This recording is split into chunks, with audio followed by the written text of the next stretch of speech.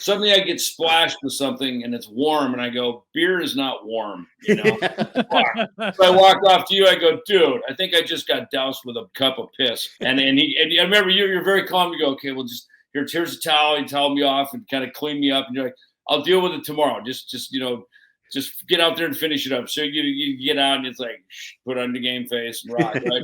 And then the next day we were at the Verizon Center in Houston, and I walked to the gig, and you're over there cleaning it up, and I go, tell me it isn't so. And you go, brother, it was so. The David Ellefson Show.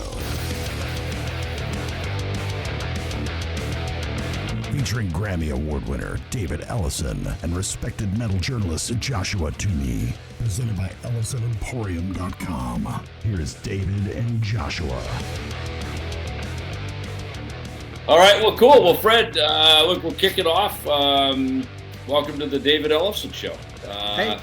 The brand new podcast that was like all good things in my life. None of them were my idea. I was always prodded by someone else. In this case, I did a podcast with Joshua on his Talk To Me podcast, and we chatted a bunch over the years. And he said, "Man, you should do a podcast. You got a lot of great stories." And I said, I not only do I have great stories, I have an even greater friends. So meet Fred Kowalo. Yeah. So meet Fred. Fred's and we have the Bass Coalition, the David Ellefson Bass Coalition. So by which being on the show, you are knighted as an ambassador of the David Ellefson Bass Coalition. So welcome aboard. Thank you, sir. So we have plans for it. We haven't done anything with it, but we will. So whatever it is, you will be I look forward to it. So, on the show, you know, it's funny, you know, obviously there's this big, you know, history of my own career, but just all the cast of characters and the fun people that have come along in it, you being one of them. You know, we met 2010. I went back to Megadeth. We were going to I agreed to come back for 1 month to do the 20th anniversary Rust in Peace tour, right? Sean Drover and your counterpart, Willie G, over on stage right, working for Dave, you know. Mr. Ellefson, can you please take my phone call? But I remember it was right here in this room. By coming here, it was my son's birthday. And I come in here and Blackberries at that time, it's beeping, and it was a message from Sean and a message from Willie G going, man, can you please call us? You know, we really need you to call us. And, I need you to come and call right now. Yeah. So anyway, that led to a quick phone call with Dave. Next thing you know, I'm driving over to San Diego, and we're in the room rehearsing. And you know, you were there for all that. So you were you teched for me. You were teching for Chris Broderick, and before that, you were working with Zach Wild. Started with Zach Society. Yeah, exactly. And now currently, fast forward after Megadeth, you did Trans-Siberian Orchestra, and now you work for Nikki Sixx. You're Nikki's bass tech. So bass tech. How is that, by the way? How is working for Nikki? It's my dream gig. You know, I loved working for you. I can't never say I loved working for you. I can't say a bad thing about working for you. But when I was a kid, Nikki was my hero, man. He's the reason why I played. You know, just like Gene was your hero. He was your Gene Simmons. Yeah. And you know, when they called me, I didn't think Motley was going back out. I'm like, yeah, you know, sure. And I got a phone call, and it said the guy on the other end of the line, I thought he was calling me for like Kiss or something, you know. And he goes, hey, what are you doing for summer employment? And I said, yeah, well, you know, if Nikki needs somebody, I'll go out. And he goes, I'll call you back. And I thought it was, you know, I thought I pissed him off or whatever, and he was going to call me back. And he called me back. He goes, you want the gig? And I'm like, what gig? He goes, Nikki. And I was like a little kid, you know, it's like, yeah, you know, and you know, it went so fast, and I was already out on the road, and I was passing through Nashville, and that's where they had their gear at the time. Right. So I went in and I set up his basses. He wasn't even there. And I just went in, got familiar with everything, set up his basses, and went back out on the road with Journey for a couple more weeks. And then I finally flew in, and I met him. And just like you're supposed to do when you meet your heroes, I fanboyed on him. He shook my hand and I hugged him. You're my hero. What was the bass riff you needed him to play to just confirm it? Was there like can you play Shout at the Devil, or can you play? Like me or yeah, like if you played because it's Steve Bailey had this story. He got the gig finally, and his dream band was Jethro Tull. And at rehearsal, he's sitting there, and there's a quiet moment, and he looks around and he goes, ba da da da da da, and everybody looks and goes, oh. And he, I guess it's $100 fine for anybody who plays that riff, right? Like, really? yeah, like. Like just what a loser, right? So is there one of those riffs that it's like, come on, I got to play it, or show me that riff, or was there one of those? What's fun is we went through that little thing of show me how you did this, show me how you did that, and I already know them all, and so it was I would sit around and I noodle at practice or whatever, but when John 5 came in and joined the band, John knows them all too. And I've known John forever. And he and I were like two little kids, just like going down and playing the set, and then we play an obscure song. So literally like the first day that John came down, Nikki wasn't there. So John, I, and the drum tech, Steve, we ran the set, and it was fun. We played the entire set, with John. So you got to be Nikki. I got to be Nikki for. That's probably the best part of the gig is you get to be Nikki when Nikki's not there, and you can jam all your favorite Motley tunes. Dude, play with John. We know them all too, man. And it's just, it's so fun. I mean, here's a funny thing: Crue guys, because you guys would deal with Megadeth. You, Willie G, who's a great guitar player, your drum tech Tony at the time. You guys would be jamming fucking Megadeth stuff, or playing whatever for sound, like kind of before we got up on stage to sound check. And it's funny how Crue guys sound check and know the room empty, whereas we get on stage and Joshua, we get on stage and we know the room full, so it's warm, it's sweaty. There's a whole different acoustic environment, right? Oh, so I've usually slapping back around all over. Yeah, like you hand me the bass, we'd go up and go, fuck, it's loud. Jesus, man.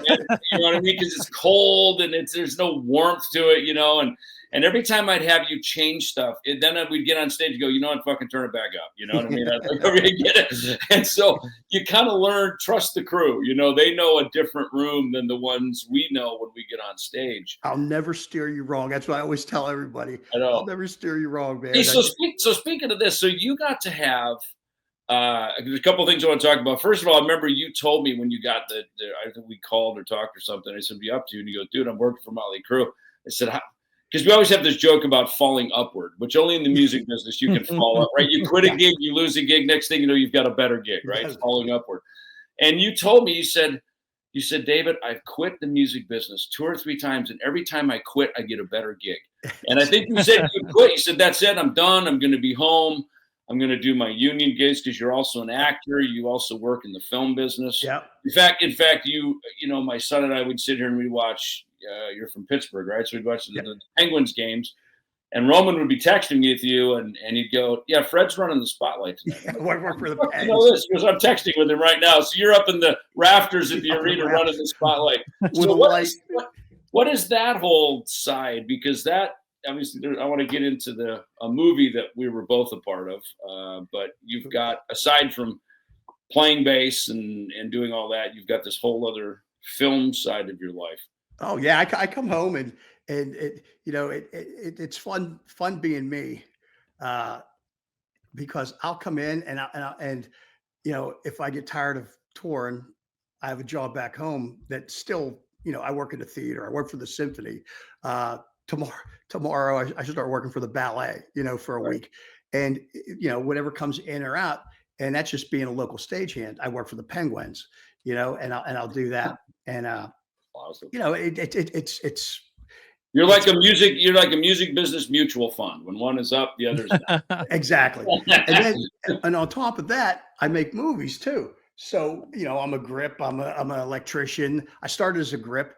I went to electrician. I became and that's carrying around heavy cable. And I'm old now, and I was a set deck. I was a set decorator too. So that's carrying around heavy furniture. So in my old age and in my wisdom, I figured out that craft service is the place to be. and I just hand you a cup of coffee, which is the food, right? It's the catering, right? Yeah, right. So I make coffee and hand out coffee. So that's what I've been doing lately. I actually have been, I set deck and craft service and stuff like that. But so I'll come home and do a movie or do a TV show, and then I'll go back out on the road and have some fun out there. I was doing last year. I was doing Motley Crue and Limp Bizkit. When Motley was off, Limp was on, and so I did a couple shows with Limp. And doing Sam and Sam Rivers, and he's a fantastic bass player. Fantastic, he's killer, man. Yeah. One of the fun things about what I do is, that's how I learned how to tech. I'd ask these techs coming through, "Hey, you have any tips?" Because I was just fixing my own stuff. So by the time I got to the big leagues, X amount of years later, I had the knowledge of everybody that ever came through. And so I stored it like an encyclopedia, and I applied it, and I do things my own way and stuff like that. But I've also got to see great players. I mean, look, you were a hero too, David, growing up. I remember learning those Megadeth lines, and I'm thinking, Jesus, when you're going from like blues-based cover bands at your bar, and then you want to learn like, Holy Wars. But I learned all these different things. And then when I got to work with you, I got to actually see it every day, and you absorb it became a different thing. My right hand, I didn't play with a pick. I used my fingers. Sure. Now, working with you, I picked everything because I had to get that sound at sound check like you did. Right. And so I started playing with a pick, and my right hand became more aggressive and more accurate on my stops and my, just the way I did it. And so I look at my career and I say, man, this has just been lucky, because I started out making movies. I was 23 and I was directing TV commercials, and I hated it because they wouldn't let me do music. So I quit doing TV commercials and stuff like that, went back into music, became a stagehand. And then being with Zach, we went off and did Rockstar. So it took me back into the movies, and each one is hand in hand with the other. I want to talk about that 1 second. So before we go to the Rockstar movie, which I have right here, which is a movie you and I were both a part of. I wasn't in it, but I was part of the fluff band in it. But it was awesome. It was great. So quick story. So you bring up John 5. John moved from Detroit to Los Angeles with Chuck Beeler when Chuck joined Megadeth in 1987. Oh, and Chuck's dad was a school teacher, and John was actually one of his students in the class. Right? So I guess Chuck, John was this young little hotshot guitar player around town, and Chuck's like, "Hey, I'm joining Megadeth. Get in the car, let's go. You got to get to Hollywood." And basically was the vehicle to get him out there. That's awesome. I didn't know that. I did not know this. And John told me this story one day at NAMM at some Guitar World party or something. He told me this whole story, and so I mean, just what a random thing, to have happen. Now back to the Motley thing and the Crue soundcheck thing. You guys, the Crue, I think, didn't you form a band that you guys actually opened for Motley? So like I said, this is I love working with these guys. They're fun, you know what I mean? And it's just, their business, but they like to have fun. Yeah. And we were sitting around, and the band we played, like David Vella, John's tech, he went to GIT or Musicians Institute or something like that. Steve's like a great drummer, and he was he's been teching and playing for years. And me, I know every cover song there is. I'm the if I hear it, I'll play it. I go to like jam nights. Yeah, I can do it. I go out to the car, listen to it, and come in and play it. And so we started just playing, and it was, we were fooling around, and the band came in. This was over in Sheffield. We were we were rehearsing in Sheffield, and they're sitting there bopping, and it's really cool, when you're up there playing and your boss is out there. They're out there bopping along. So Nikki comes up and were you playing Motley tunes or cover tunes? We played, I think that day we were playing Sad But True or something like that from Metallica. We were just like fooling around. And what was the one? We were playing a Bee Gees song the one day, and then Tommy's favorite song is "Burn Rubber" by the Gap Band.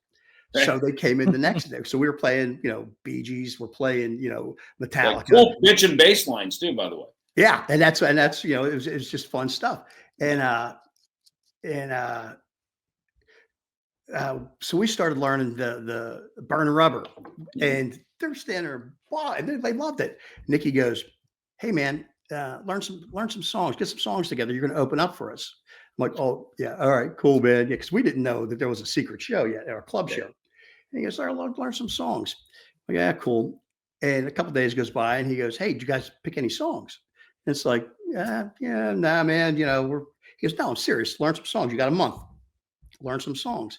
And so we started laughing about it. Then he started going to like each of the other guys, telling them, "Pick some songs. You're going to open up for us." And then we realized he was serious. And we opened up for him. We started getting rehearsal studio, like rehearsing on our days off around Europe. And the day before we were in London, and the day before we played Wembley, they had a secret show at the Underground, which is a big, famous punk club. And sure, yeah. I know it. I played there a few times. I just played there. You just played there. I was going to say, you just played there. I know it, yeah. Hey, that's a wonderful load in. Oh, dude, down the stairs, and it's at an angle. There's like a pit, and then people can walk past you almost by your stage. Exactly. Right? Yeah, right. Yeah. It holds not exactly a Motley Crue kind of venue, but they loved it because show, that dressing room is like it's the black stuff that drips off the ceiling when it's hot. Man, it's a real punk club from back in the day. Yeah, it is the Underground for sure. Exactly. And he kept saying he was learning these songs. So we learned some songs, and we got John Henry's. We go to John Henry's and we rehearsed there. And Nikki and the guys, they had their social media people come, and they filmed a documentary of us, and you can find it on YouTube. It's all, I think I said. What's the name of your band? Well, it was Motley Crue. Then it was Motley Crue. Nice. And now it's when we just played Hollywood. CREW, I assume, right? Yeah, CREW. A lot over the E or something. Yeah, exactly. So we just played. Opened up for him on this Hollywood takeover, and we did 3 shows with him, and we decided at the last minute, after I printed up all the pics that say, Motley Crue, they changed the name to In the Shadows, because that's where we're at. So you did those ones at the Troubadour and the Whiskey and all that? Yeah. So we opened up for them at the Troubadour and the Roxy and the Whiskey A Go-Go. Man, as a kid sitting here, I forget how far I was. I was, 3,000 miles away, 2,000 some miles away. Just seeing and reading about, because you didn't have a computer then, but you'd have to read like Circus Magazine or Hit Parader, and you'd hear about the Whiskey, you hear about the Troubadour. Never in my wildest dreams did I think that I'd actually play that stage one day. Dude, I haven't played the Troubadour either. When I met Dave and we started Megadeth, he says, "We're never playing any clubs in LA. We're going down to Arlington to the Bay Area." I'm like, dream shattered. You know what I mean? And I play the Whiskey all the time. I love it with Kings of Thrash. In fact, Megadeth, we finally played the Whiskey in 1999 on the Risk album, Capitol Records. It was the R&R convention. The Radio and Records convention was in town. So we played there, and it just, it was what it was. But now the Whiskey's a thing, you know what I mean? And really Lemmy made that whole strip there because he was always at the Rainbow. Yep. And in fact, remember, I think I sent you a picture, right? Wasn't I sitting at the Rainbow and I shot you a photo and texted it to you from the merch booth? There was the Motley merch booth set up in the parking lot of the Rainbow right after your gig, after you did your world tour with Motley Crue. Opening exactly. What's funny is the first time I ever played LA, our drum tech was a massive Motley Crue fan. And so like he and I just went for a walk down the Sunset Strip, and he's pointing out all the strip clubs that are in girls, and he's saying like that's where the Oh, you yeah. know the apartment was. I mean, I got the Motley Crue tour of LA while I was in town. I mean, awesome. Fred, right out the window of the dressing room of the whiskey, you look to the left. Is that the Motley Crue apartment? I mean, from the movie, it looks like that's it. Is that the one? It's like literally right there. It's just up the street.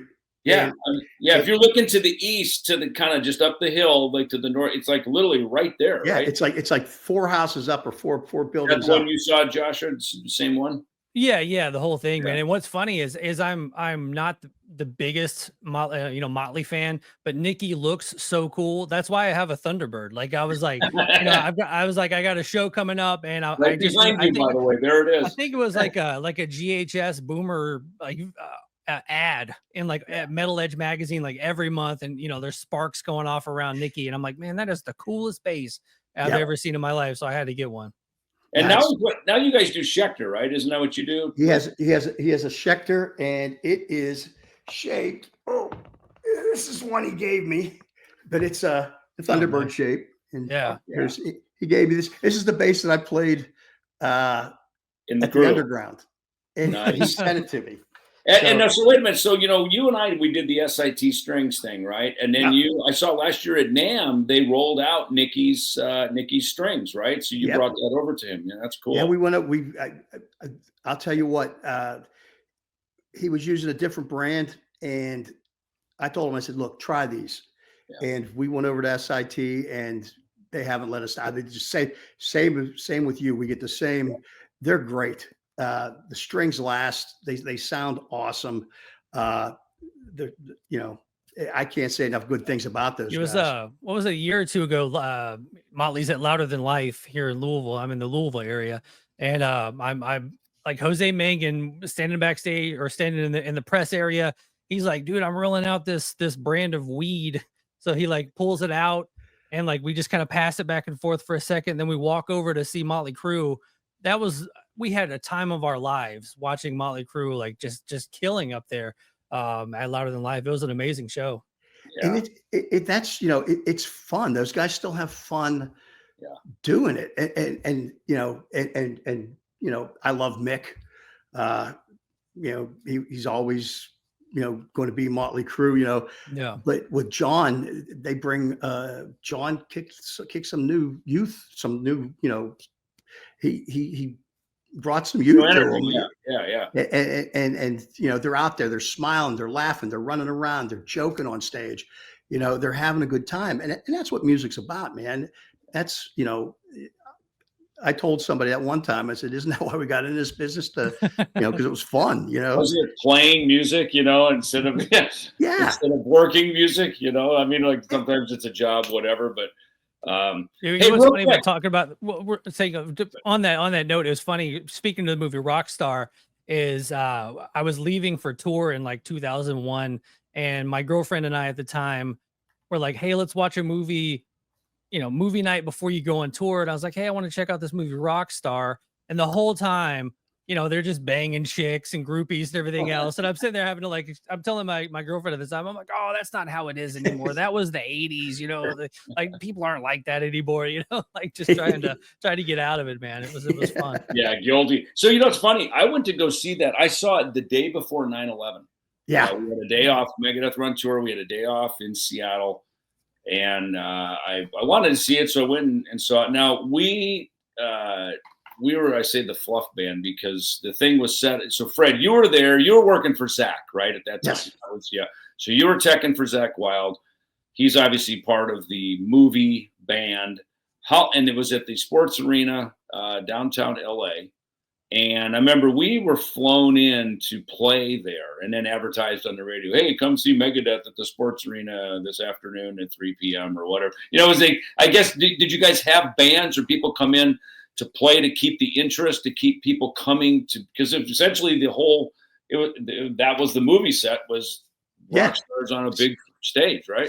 That's how they got the fans in there, because we show. And what's funny is, now I just went to they just had a Rockstar showing in Green Bay, and I went up and checked it out, and Brian Vander Ark was there, and Mealy, the Mahatek was there, and the singer, the guy that was the voice in the movie, they were there. And I noticed something for the first time and I've watched it, quite a few times. You can actually tell that the people are cardboard in the thing. No, wait a minute. Where are they cardboard? You mean in the arena? In the arena. Now, here's what happened. Why you guys played, that was to get the real bodies in there. Yeah. So some of these, so literally the arena's filled with cardboard cutouts of people. But when you guys came and played, they used real people. And, and so that's how they got the people in there as a free concert or whatever it was. It was like, you guys, Wasp, metal school. So it was like, it was, which is still Panther.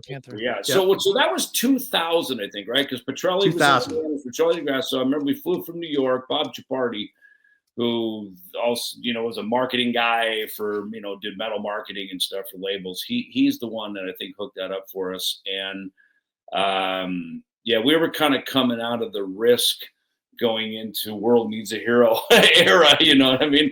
But there was a lot of people there. I mean, it was full-ish. And I remember, it's funny, I hadn't seen Chris Holmes in a long time, and he was standing there backstage.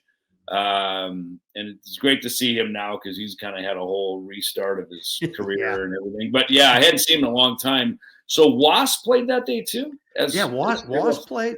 It was Wasp, Metal School, and you guys. And I think there was one more, if I'm not mistaken. Could have been. I thought there was. So how long were you set up in that arena? Were you there for like a week with that whole stage? No, we were there for months, man. Months. Yeah, like literally. So from January. What the fuck? Did they not have any hockey games or anything else going on? No, because it was the sports arena. So they either went to the Forum or the Staples Center. So we were down there. They built that in. They started building it, I think, in March, because we did the recording for the music from January to March, and then from April, May, and June, we shot at that sport. I mean, we had other locations, but for the most part, we were down there quite a bit at the sports arena. And now, what I found interesting is you told me that they then hired you as a consultant to the film. Like if we set the road case here, is that how you would do it? Like that kind of what kind of stuff did that involve? One of my favorite things with that was they're like, well, because I was just there to do the music, right? And then they knew that I had acting background, and I'd been around movies prior to that, and so they kept me on, and they gave me a consultant job, and because I was paid extra for this, or was this just like a it was just part of my thing. Yeah, it kept me on. They paid me a salary. So rather than go home, I hey, what do you need? You need me in the scene? Okay, I'll go hop in there and do a flag or whatever. But it kept us around, and I'd be teching Zach's guitars, and then there were some days that they didn't need me, so then I became a consultant. Yeah. But one of my favorite things with that is, I came in one day and figured you had this huge empty arena, and we've all played arenas, and everything's usually flat, like all the road cases are laid out on the floor, and there's nothing stacked. Well, I came in for this one scene where they're going to be walking backstage, and they had cases like stacked 5 high, and there you go. They had like cases. They had cases stacked 5 high, and I'm like, you wouldn't do that. That's not how we do it. Yeah, this is impractical. You wouldn't even put them too high. Yeah. And they're like, well, let's just say for the sake of the movie, we would. And I'm like, well, you wouldn't in real life. That's not. But you wouldn't. And he goes, I just remember the guy going, let's just say for the sake of the movie, we would. And I'm like, you guys are still paying me, right? And he goes, yes. I'm like, oh yeah, I'd put another level. I'd go 7.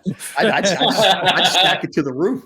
And then they finally they came back, and I think they saw the. So consulting partly, like anything else, means agreeing with the boss. Like yes, 7 high is. Yes. Yeah, Exactly. and then they finally listened to me. They took them, they laid them flat, and the scene went good. But I'm like, yeah, that you wouldn't even put them too high. You wouldn't even stack with this kind of room. So in the movie, what scenes are you in, like where people could see you? Because I actually want to go watch it again. And I haven't watched it in a while. I love the movie; it's killer. So when Mark first joins the band, on his first thing, you can see me and Zakk Wylde interacting. I'm getting them ready, and we walk through. That's the first appearance I make in the movie. Okay. And now, is this in the studio, or are you in the arena? It's backstage for the. It's backstage as they're going on to play Mark's first show. Okay, got it. That's at the show. Okay, got it. And then I'm back there. But if you watch, another thing I told them we wouldn't do, the techs walk him to the dressing room, and I said, that's not really what happens. I mean, the techs are on stage packing up. He goes, "Do you want more scene time in the movie? You want?" I'm like, "Oh yeah, I see your point. I would walk him back." Yeah, exactly. But here's what's dumb about this. If you watch the widescreen version of it, I make it look authentic. We're in there, we're partying with the band. It's Izzy's first show, Yeah. And I take a swig of this bottle of, I thought it was vodka. It was the most rancid water that must have been sitting in there for years. And you could see my face. I go, and I almost, I almost puked. It was like somebody took a cigarette and doused it out in there. It was terrible, man. And I'm sitting there, but the look on my face when they walk into the dressing room, it's when I taste that water, it was priceless. I'm in the dressing room scene. I was in a couple other ones that got cut short. I was in the flag scene. If you look real close during the Batmobile scene, I'm behind the Batmobile with Zakk. And then the next thing you know, I'm in a different shirt and I'm down there waving the flag. So I did that. And then for my 31st birthday, they gave me the scene with Jennifer Aniston in the hotel where it was all pretty much improv, and I wanted to get Taft-Hartley, and I wanted to get my Screen Actors Guild, and they came up to me and said, "Say something," and I'm like, "Say something?" He goes, "Just say something," and so it was all improv, and it was.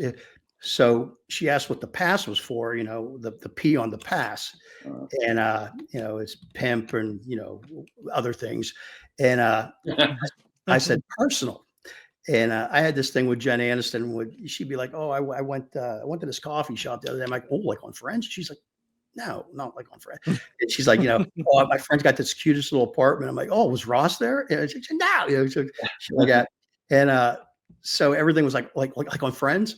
So everything was like is that what they do on Friends? Was she cool? Was she cool? It was awesome. Yeah, she took us to the set of Friends. I got to watch. Oh, dude, I can't say. Oh shit! Was she filming Friends during that time? Yeah. They were. Oh, wow. They had some stuff going on, and we went down, and we went to the set, and it was awesome. I got to watch a taping of Friends, but it was awesome, and she was great.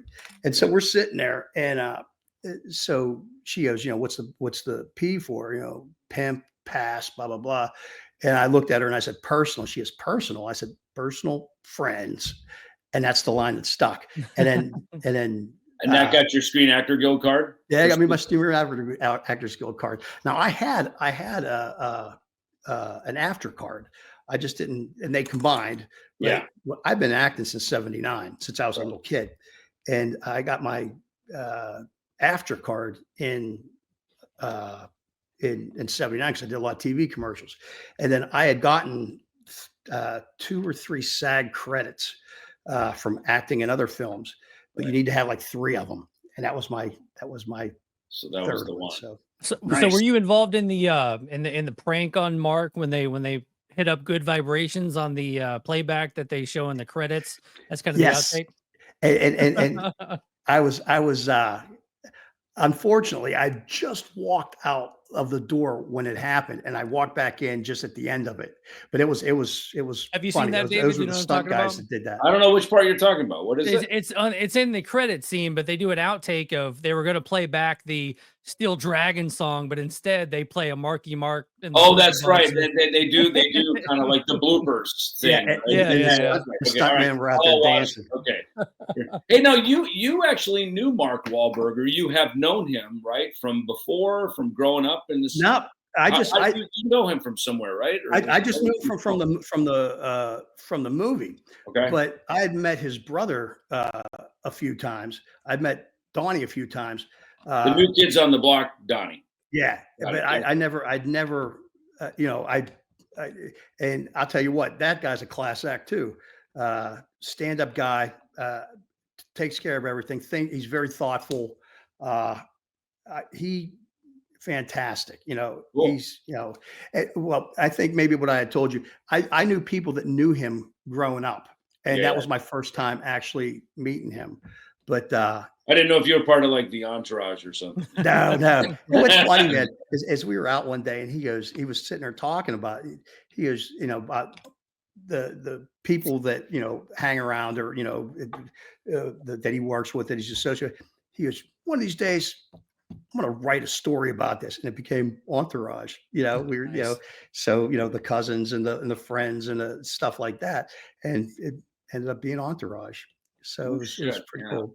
But I can't say enough good things about him either. I mean, everything I've done has been a positive, fun thing in the industry. The people that I've worked with, I'm lucky enough to, work with great people. David, I had a blast. I was 10 years I was with Megadeth. Yeah. That's a long time. And you became the de facto chiropractor, because usually, my back would always be fucked up from bases. I go, Fred, come here, man. And there's always one Megadeth road case I'd lay down and go, come here, go get hit this, bang, bang, bang. They've been bringing the lighting truss in. He'd be like, dude, straighten me up here, And usually at the end of the set, I remember like on Dystopia when we had the big set there, we're pretty camouflaged. So you'd come around backstage after, and you go, everything good. And I go, yeah, fuck, here, take the bass off. Here, pick me up, right? We do that old all right, good. Give me the bass. Let's do Holy Words. Doing some back cracking. Shut up. Yeah. So Fred, you became definitely you were good with the back. Dave was good on the neck. So between the two of you, I was good. Fine. So kind of a tech question for you, Fred. I mean, working with David, what any like, just the entire rig took a shit one night or anything like that? Any major issues that you've ever had with David, or just with anybody if that kind of comes along? What's funny is I honestly say this. I can count bad shows on one hand, and none of them are mine. None of them are my fault. I always say that. Well said. But with David, man, we had that rig so dialed. I think the only thing we ever lost was maybe a speaker cab or something. Yeah. I mean, I can't remember you and I ever having. We blew a couple Harkey heads, those kilos. Yeah. But I mean, that was just switch it over, and it was. I mean, it was fast. The one show that I do remember, and was that show in Croatia. Remember that one? Oh yeah, when they threw rocks at us. It was us and Wasp. It was more than rocks. Remember that cup of piss? Oh, dude, there was the one. Remember the one we were playing with Slayer? I tell this story. We were in San Antonio, San Antonio at the AT&T Center, right, where the Spurs play. Yeah, and there were seats there or something. It was weird, and yeah, so they throw the fucking. Suddenly I get splashed with something and it's warm, and I go, beer is not warm, So I walk off to you. I go, dude, I think I just got doused with a fucking cup of piss. And I remember you're very calm. You go, okay, well, just here's a towel. You towel me off and kind of clean me up. And you're like, I'll deal with it tomorrow. Just get out there and finish it up. So you get out and it's like, put on the game face and rock, right? And then the next day we were at the Verizon Center in Houston.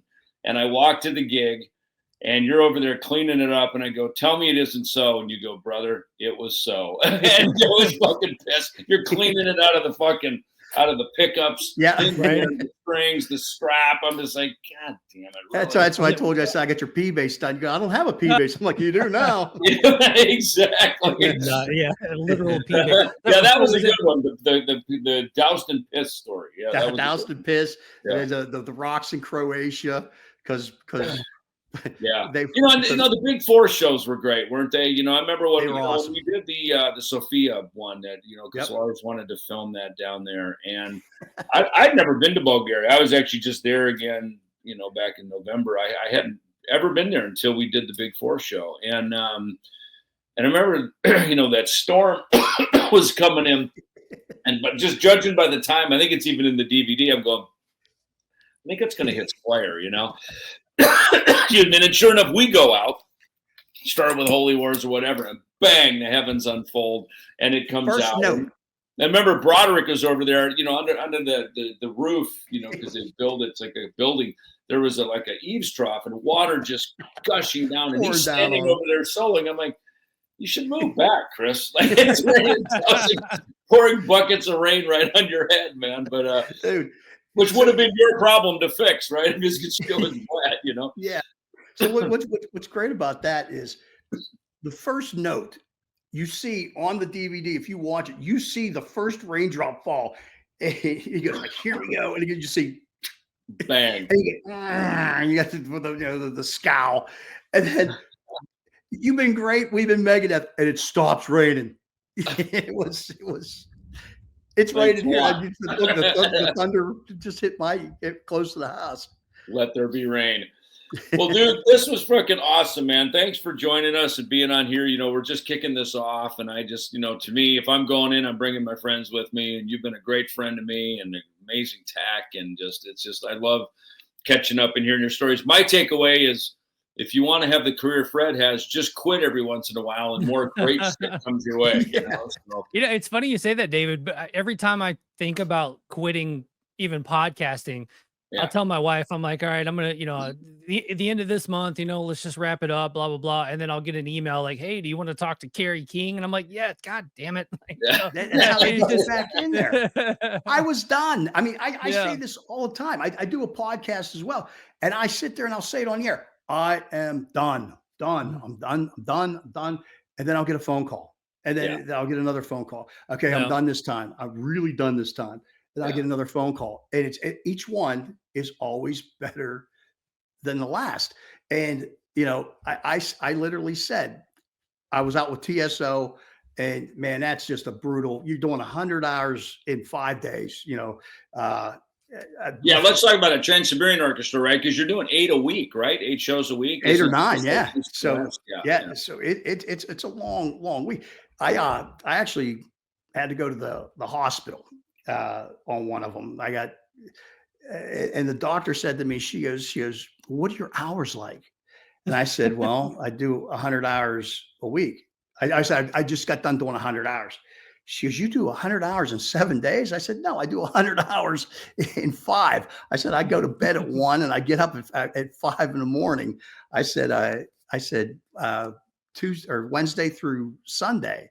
Yeah. And she goes, "That's crazy." She goes, that's that schedule will kill you. I'm like, well, yeah, that's like I'm in the hospital. Like the rock stars, they just walk in, a couple of minutes before the show, an hour before the show, sign some autographs, do a meet and greet, have lunch, and go. Man, I've been there for 10 hours already, and setting up or whatever, and then you got to tear it all down. But I go see that every year, obviously, to see Al Petrelli here on the West, and. To see, I watched, there was something, it was on like Good Morning America or CBS or something where they showed how that all works, right? Where you basically, they hang the sound and lights, but the stage is being built on the other end of the arena, right? Yep. And then they push it back under, it's all on wheels, right? And they push it back under the sound and lights. And so it's sort of modular the way it's set up. It goes in. And what was great about it this year, I didn't do it this year. I was done. Willie G actually filled in for me last year. Did he? Oh, nice. Tony Lariano's still there. He's still drum teching. He plays sometimes. He'll play with them sometimes. And Hartley's still doing the lights. So all these Megadeth guys are with TSO. And Brian Hartley, and we should have him on one time too, because he's just such a great lighting designer. I would say You know, it's Brian Hartley's TSO featuring some band guys down below. Some band guys playing. Yes, the light show. He first worked with us when we finished the Clash of the Titans tour in 1991 in Lakeland, Florida. We did like 10 shows to work our way back to California, where we lived at the time. And then we're going to go in and start doing the first round of demos for Countdown to Extinction. And Brian was our lighting guy. He had just come off doing Joan Jett. And I remember walking into the first gig and just going, actually, one of the early gigs, I think it was in Memphis or something, because everyone was sort of like local sound and lights, right? But the way he had the lights set up, it just looked awesome, man. It looked like some bitch and Kiss show or something, you know? And then he went on, but then he did the Countdown to Extinction tour for us. And then he went off to go work with Kiss and Aerosmith and then Paul O'Neill, the Trans-Siberian Orchestra. And I mean, just an incredible lighting designer, you know? So, yeah, we had a good little posse, man. You, Willie G, Brian, all of us, you know, it's, you know, we kind of become road families, right? We have our own. Well, that's what it is when you're out there. That's, you know, I knew you guys, were closer than most, you know, most of my friends, you guys were. I mean, we lived together 9 months a year, you know? In the Yellow Submarine. Yep. Yeah. What's next? What do you got coming up here now in 25? I've got for 25, I've got a residency in Vegas with Motley. And then I'm off all summer. It's just going to be like the first time I'm going to be home so I don't know what I've got going on. I'm open. If anybody's watching this and needs a tech, you know, but so my guess is probably about the time we hang up that your phone will ring with someone going, hey, I was just going to say that. I was just going to say that. Knowing your luck. Because Josh, you've always got like the final question. We always give it to Joshua to sort of land, because he blindsides me with Megadeth memorabilia and different things. We always let him close it up with the final nail. Well, I kind of had it on the list, and it was kind of talking about how you got into this industry, kind of hanging out with Zach at WrestleMania, supposed to fix a guitar, ended up just drinking with him for a few days. If people are watching and they're younger and they want to get into music, into this lifestyle, into this, I mean, how would you kind of point someone in the right direction to get into teching, and then maybe elaborate a little bit on that drinking with Zach story? So what I did, and this is, you know, this is how I say it before I even met Zach, because I was lucky enough to by chance, you know, be introduced to him. And you know, I taught myself everything. I taught myself how to play, taught myself how to play guitar, taught myself how to play bass. But I bought a book on guitar setups, and I didn't buy it. I traded a Black Sabbath songbook to my buddy Frank for his how to set up guitar book, you know, from like the Guitar Player, Guitar World, or whatever it was, you know, they had this call. So I bought that book. And so, because I wanted to learn how to do my own stuff. And here in Pittsburgh, we've got this really good tech at the Guitar Gallery, Tim Matthias. And Tim, you know, his shop was always full. And me, I want everything now. So I would go up and I'd ask him, you know, so I didn't have to wait for my guitar. I'd go up and I'd ask him questions, and he was kind enough to always say, hey man, this is what you do, blah, blah, blah. And so I combined that with my book, and I kind of learned how to tech. But I was at the advantage of, I was a stagehand. And so all these texts that would come through, you know, I would ask him questions. And I'd always try to be kind and not, you know, drive him nuts, you know, but I'd always ask, and I still do it to this day. I mean, I still do it to this day. I'll ask another tech a question just to learn something different. You know what I mean? A different way of doing it.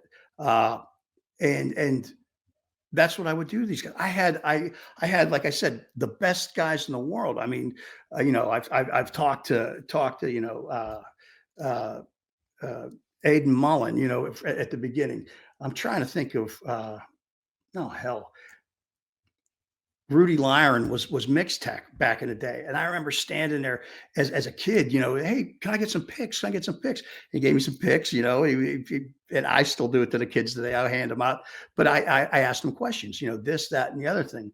And, you know, and Mike Sparks was, he was teching for Skinner, and he came through our venue, and I asked him, you know, how, cause he was changing strings on Gary's guitar. Gary Rossington's guitar. And I'm like, what are you doing? Because, normally people just go around. Well, he was putting this little lock hitch in there. And I said, what are you doing? So he showed me. He goes, no, I want you to do it. He let me change a string on Bernice, Oh, wow. Gary's Les Paul. And he goes, I'm going to show you how to do it. And then I want you to do it. And, I said, all right, cool. So I did it and I put it on there. And I've been stringing guitars like that without a locking. I've been stringing guitars like that the same way for whatever, 30 years now. And what's funny is when we were with Megadeth, I ran into him at one of those rehearsal places. I said, hey man, you're Mike Sparks, aren't you? He goes, yeah. I'm like, man, you showed me years ago, you showed me how to, when you were with Skinner, how to change a string. And I still do it the exact way you showed me to this day. He goes, that's pretty good. He goes, what are you doing now? I'm like, Megadeth. He goes, well, that's really good. So, but I mean, for kids today, this is what I would do. Learn, ask questions. Don't be afraid to ask questions. Learn what to do, and work with your local bands. You never know when a break's going to come, but I've met enough people stagehanding because I see all these bands come through, and I've hooked other people up with gigs that I knew were good techs that had never toured before. And, you go on, I taught a guy over the phone one time, he was, and he went on to work with Van Halen, and he went on to work with Slash. He went on the, Five Finger Death Punch. And I was teaching him and this is before internet. I'm like, okay, now look at the neck, look down the neck. Okay. Is it a U or is it a hump? And he and I'm like, okay, turn it to the left, turn it to the right, and stuff like that. And this guy goes off and he makes his own breaks. Just stay busy in the music scene and learn your craft. That's, and like I said, I still ask dumb questions every day, to a tech. I'll say, why'd you do it like that? Show me your signal path. Why did you put this here instead of here? And those are like, practical things that, maybe I don't do it like that, but somebody else does. And there's maybe a reason for it. And, never stop learning when you're doing this, just like playing an instrument, you strive to get better. Being a tech, you strive to get better. I thought that guitar string story was going to end with you talking to him, 30 years later, and he's like, "Oh man, that was just what I would do to kids to get to get out of stringing up a guitar. Beat a kid. Make sure they wouldn't take my job." Yeah, exactly. It's like, beat a kid. This thing doesn't. That's not how. You know what's funny, Fred? Remember when we started working together? Because you did the same thing with me. Remember, I was changing my strings when I first came back into Megadeth, and you're like, "Dude, I said, "I got this. Don't worry about it." Because you were busy doing something else. You were changing something else. But I remember we went through that whole thing about. I usually take my finger like this, and for stretching the string, I don't yank it, right? Because I don't want too much of the kind of that spank taken out. You want the spank still there. So between the between the thumb and the finger, just kind of give it a nice little gentle stretch all the way down, so that all the windings are nice and stretched throughout the whole. Between the whole string. So it's true. I mean, I remember when I came in, you're like, "Hey, well, how do you like this? How do you like that? What do you do?" And mine's real simple. I mean, it's basically my hands into an amp and turn it on. Let's go. You know what I mean? So my rig's pretty simple. But I remember, we had, we lots of times, as you tour, you have several rigs around the world, right? One here, maybe one in Europe, and we had that floating C rig that was out there. And we used the Harkey stuff, but the Harkey stuff that we used was paper and aluminum. It wasn't this total aluminum speakers, right? So I do recall, I remember on that C rig that would be on the ocean a lot, right? It'd be going to Asia, Australia, right? So shit would get like we would open the bases up, and these would be all rusted, right? They'd literally be rusted out, right? You're like turning them. And I remember the speakers even were tired, right? They felt almost like they were waterlogged, right? And I remember a couple of times you go, "Dude," I remember you came to me and go, "Man, that rig sounded tired, man. We got to call Harkey and get some new speakers. Get some new stuff set out." Yeah. So it's funny because of that. Now I'm always aware, just kind of speaker fatigue. How I play, the kind of music I like to play. I like things to be very new, very crisp, very spot on. And then for other players, that's not their deal. They like it when it's kind of warm and woolly, but for me, I like that spanky. You got a nice spank. And I remember when we were going down through your rig, we were trying to find, to get that sound back, for that classic Megadeth sound. Right. And we auditioned a few things. I mean, and it's so funny because Mark Mengi, who's now my partner in Metal Allegiance, he was working for Samson, which owned Harkey at the time. We were just at NAMM, like literally about a week or two before I came back to Megadeth, and we were talking about some stuff, and I called him. I said, "Hey, I'm back in Megadeth. Send me a rig. I want to check out your new shit." And thank God, because even in the Megadeth trajectory, there was the early stuff, which was the aluminum speakers, like So Far So Good, So What, Rest in Peace, Countdown, that stuff. And then, then I moved through an Ampeg phase there on Euthanasia, and then we went into started using PV, with which Joshua, you and me pretty much used the same kind of PV rig, right? The T-Max and the thing was awesome, man. Yeah, and those paper speakers, sounded awesome. So those Harkey high drives, which was the hybrid, and Mengi was part of that, that whole era. Then, those were perfect, really, for what we were doing, right? Oh, they gave us exactly what we needed and exactly what we were looking for. I still use them. I use them today still. And then that's when we moved over to SIT. I remember so funny, a couple years earlier, maybe a year or so earlier, I was playing with Tim Ripper Owens, and SIT strings are based in Akron, and Ripper's in Akron. And so they came down to the rehearsal. I remember there's all this Monster Energy everywhere. And I remember drinking it, and fucking me and Chris Caffrey, because Chris Caffrey from TSO 7 we drink this bubblegum flavored energy drink and expecting to get all drunk. Next thing, we're all napping on the couch. Like, this is an energy drink. But then I remember there was SIT strings there. And so, I was using another brand at the time. So I just throw them in my gig bag and go, well, look, if I get tight on strings, I'll throw these, I kind of viewed them as the throwaway string. I'll use these one day. So we happened to play a show at the Rock in Denmark. And because Wendy Dio was managing him at the time. And so she put us out on the road with Heaven and Hell, which was Black Sabbath with Ronnie Dio, right? And so we did a bunch of arena shows, but we played the Rock as an off day or something. And I remember we had Hank Sherman or something come down, or somebody came down at jam with us. So I put the SITs. I go, it's a small little gig, but I'll throw these SITs on to save my, my other strings. And I was going, fuck, my rig sounds good. It really sounded good. And then the next day we played Sweden Rock, and I went back to the other strings, and I'm, Tim has me doing a bass solo, and I'm just digging. I couldn't get the.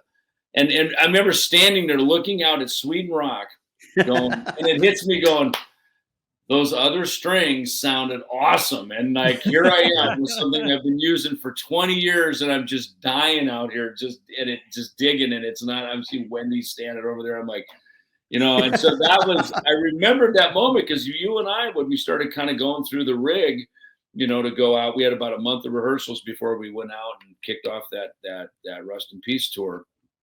And I remember I think I said to you, I said, dude, I got to hit SIT. I think we got to get some different strings, because that Megadeth stuff, that Rust in Peace stuff was very important. A lot of, pronounced bass riffs. Yeah. A lot of intros, with Poison Was the Cure and Five Magics and all that stuff. So I remember calling SIT, getting the strings. I remember we put them on. When we did the shootout, it was like, come on. Yep.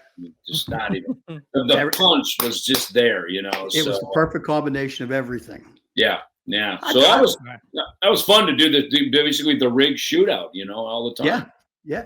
And I was always appreciative that you trusted me, on what to do and how to set it, and, and you let me be a big part of that. And that's what's fun. It's funny. Your tech kind of becomes your confidant, your bro. You're like, you know what I mean? It's like, again, crack my back, give me my bass. Yeah, the chiropractor. What strings we using? Hey, can you give it's like you walk off stage, it's like the first person you go, what do you think about tonight? Did you that was a good crowd? Or it's definitely the first person that you kind of deal with. That's very well said, because of kind of your first point of contact, because it's like, okay, you're David, here's your bass, saddle up, right? Because here's your ears, saddle up, off you go. He's the first person you see when you come off the stage. Here's this, hopefully we're high-fiving and smiling, and that's fucking great, and And you're right. It's kind of the on the field and off the field, of the game. Like, you are that guy, for whatever client you're working for, So, Yep. So anyway. Fred, I got one last one for you. So, maybe not so much these days with in-ears and fractals and everything else, but, back in the day when the actual amps on stage and monitors, the crew guys go out and they kind of give a little chunt, before the band comes on. I mean, did you do that often? And then as you go out to do that, the crowd's yelling at you, like, you're not the fucking guitar player, like, where's the fucking band? You're like, do you any fun memories from those moments?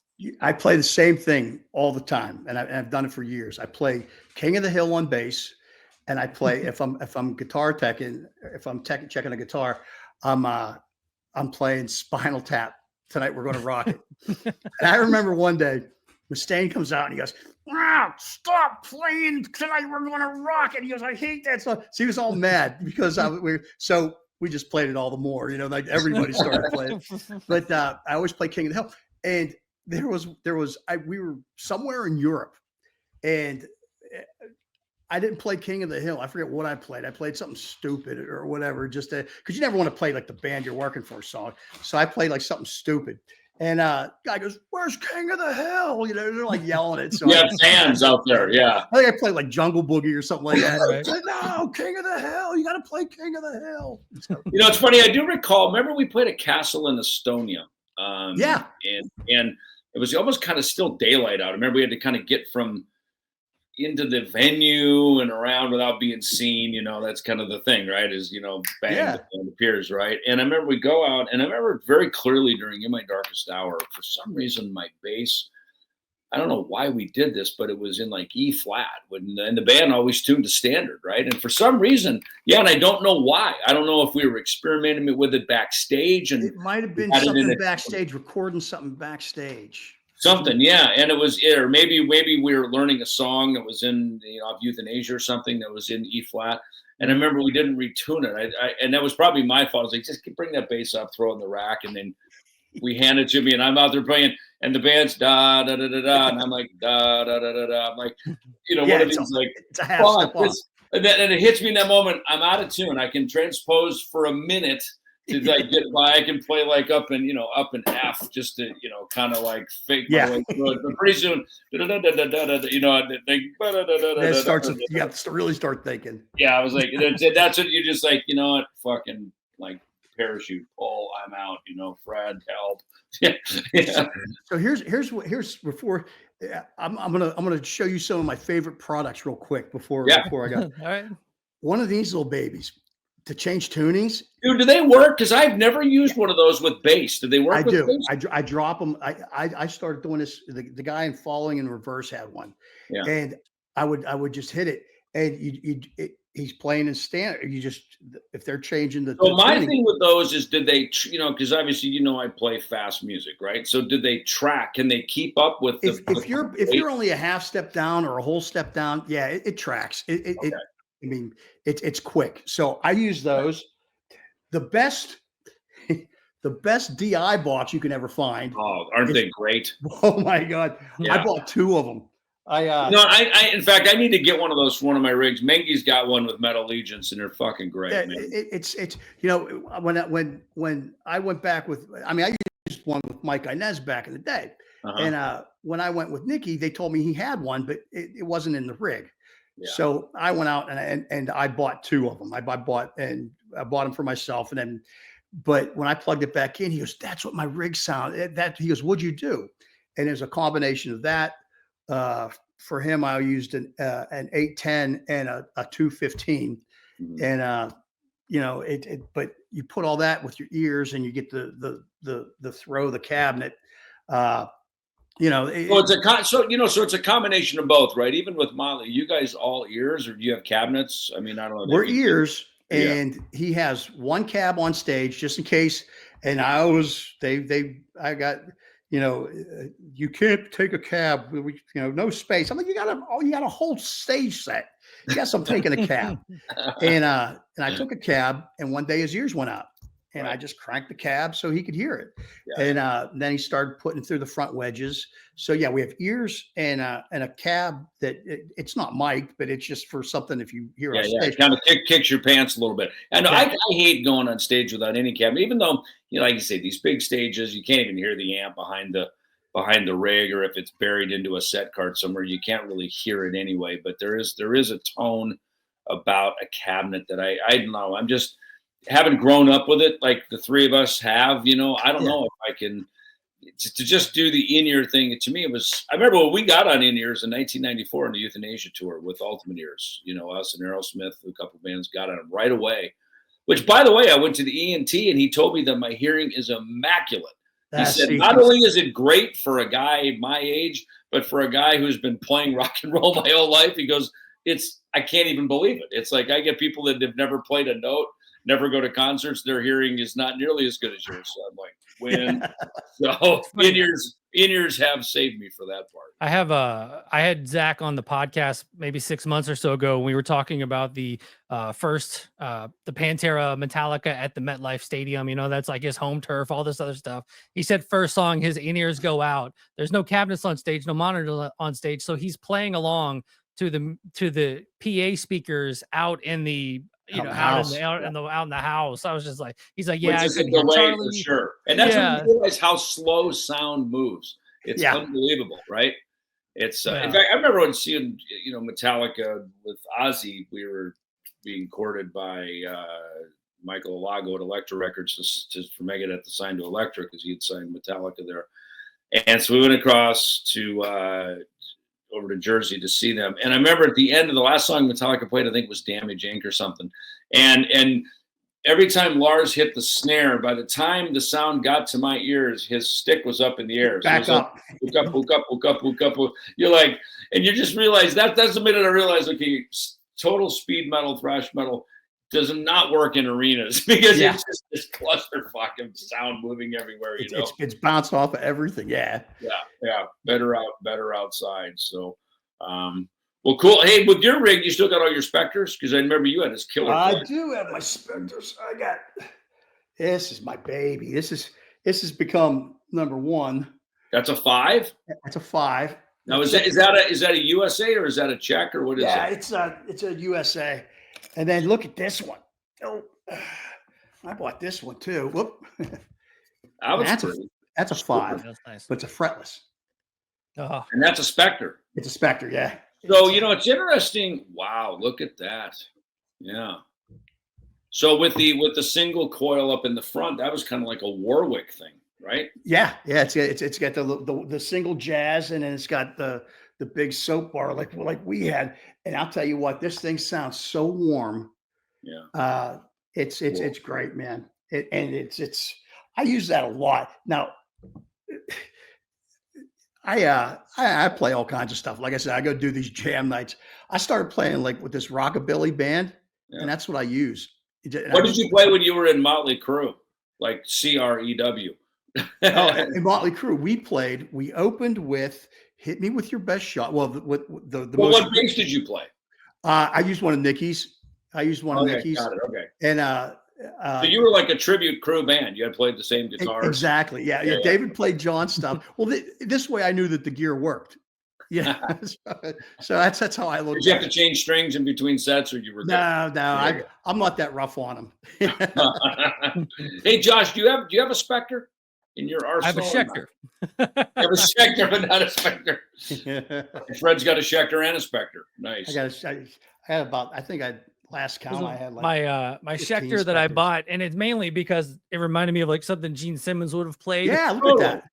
So yeah, hey, that's a very. Let's see the body style of that. Hang on one second. Hold it back over. Wow. Yeah, no kidding. Yeah, he was the king of the double cutaway. He could play all the way up.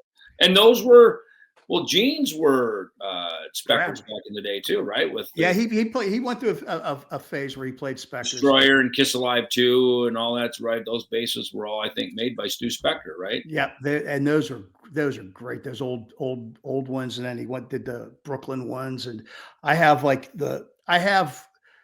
one that is the earliest Kramer. It was like one of the first 12 or something like that after the Brooklyn era. I've played Brooklyn era Spectres, and they're great too, man. Yeah. They just we had Frank Bello on here, and he's got his brand new Spectre in there. It's kind of Fender-ish looking. They hooked him up. They, kind of a bigger body. It's not the smaller Spectre thing that we've all kind of grown up with. So they're going out and trying some new stuff with them. Yeah, it seems super freaking cool. I saw it at NAMM. It's great, super easy neck to play, and that's awesome. Very cool. So, well, listen, brother, thanks, man, for hanging with us. This is super great. It's great to see you again, and even though you have no plans for the summer, I'm sure I'll see you on the road somewhere because your phone will ring as always. I'll be around. I'm going to be home and looking for stuff.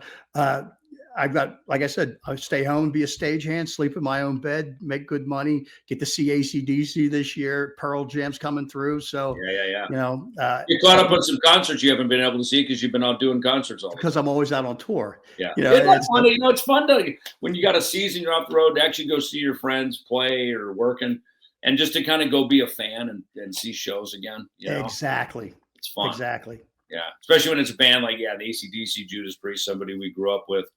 It's just kind of like you just get to stand out there and just dig it again. You know what I mean? Exactly. This is fun. This is what I did when I was a kid. Yeah.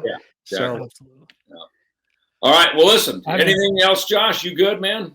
I think we're good, man. This was amazing. I love it.